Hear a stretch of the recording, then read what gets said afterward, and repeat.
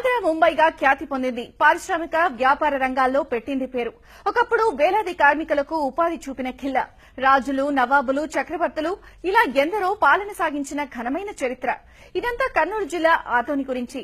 ఎంతో ఖ్యాతి ఉన్న ఆదోని పురపాలక సంఘంగా ఆవిర్భవించి 150 వసంతాలను నేటితో పూర్తి చేసుకుంటోంది.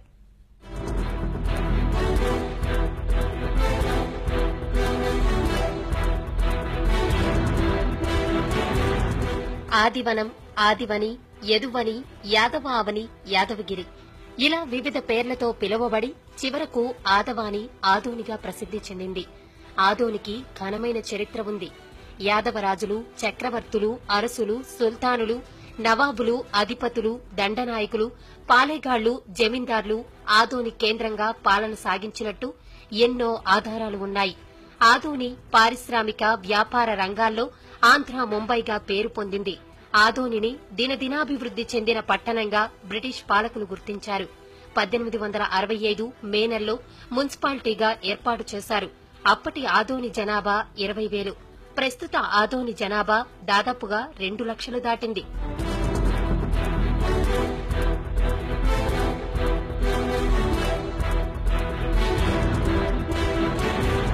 ఆదోని నూలు, నూనె పరిశ్రమలకు చిరునామాగా ఉండేది.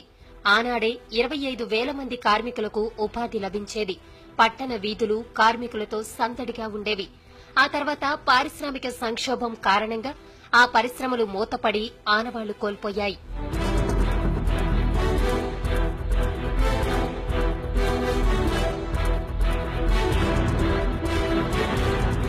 ఇక పెరుగుతున్న జనాభాకు దాహం తీర్చాలని 1885లోనే నాటి పురపాలక వర్గం గుర్తించింది. రాంచెల నుంచి శుద్ది చేసిన నీటిని ప్రజలకు అందించారు. 1885లో 1.57 లక్షలతో వేదావతి నది నుంచి పైప్ లైన్ ద్వారా తాగునీటిని సరఫరా చేశారు. 1959లో తుంగభద్ర దిగువ కాల్వ నుంచి రాంచెలకు నీటిని పంపింగ్ చేసే పనులు చేపట్టి 1965లో పూర్తి చేశారు. మున్సిపాలిటీ ఆవిర్భవించిన 100 ఏళ్ల సందర్భంగా జనానికి శుద్ది జలాలను అందించారు. తాగునీటికి ఆనాడే ప్రత్యేక ప్రాధాన్యత ఇచ్చారు. విద్యపరంగా ఆదోనిలో 1865లోనే బీజం పడింది. ఆంగ్ల మాధ్యమంలో పాఠశాలను బ్రిటిష్ వాళ్లు స్థాపించారు. 1878లోనే 38 మంది బాలికలతో పాఠశాలను ప్రారంభించారు. అప్పట్లో స్థానిక స్వపరిపాలన అని చెప్పి ప్రజలే పరిపాలించుకోవాలనే ఉద్దేశంతో ఆ రోజు పురపాలక సంఘాన్ని ఏర్పాటు చేయడం జరిగింది. దానికి అనుగుణంగానే ఆ రోజు నాయకత్వం, ఆ రోజు చైర్మన్ కానీ కౌన్సిలర్లు కానీ పని ప్రజల సేవయ పరమావధిగా తీసుకొని వాళ్ళకు కావాల్సిన సౌకర్యం కోసం ఎక్కడో 40-50 కిలోమీటర్ల దూరంలో ఉండే అగ్రిని దగ్గర నుంచి నీళ్లు తీసుకుని వచ్చి తాగునీటి కోసం పైప్ లైన్లు వేసి ఆదోని ప్రజలకు దాహాలు తీర్చేదానికి చాలా ప్రయత్నం జరిగింది. వ్యవసాయ ఉత్పత్తుల విక్రయాల కోసం ఆదోనిలో 1943లో మార్కెట్ యార్డును ప్రారంభించారు. రాయలసీమలోనే ఇది మొదటి మార్కెట్ యార్డ్. ప్రస్తుతం మార్కెట్ యార్డు ఆదాయం 14 కోట్లకు పైమాటే. ఆదోని మున్సిపాలిటీ ఆనాడే ఆర్థికంగా ఎంతో బలంగా ఉండేది. బళ్లారి అభివృద్దికి ఆదోని మున్సిపాలిటీ నుంచి అప్పుగా తీసుకున్నారని చరిత్ర తెలిసిన ప్రముఖులు చెబుతారు. ఒకనాడు అప్పు ఇచ్చిన మున్సిపాలిటీ నేడు సమస్యలతో కొట్టుమిట్టాడుతోంది.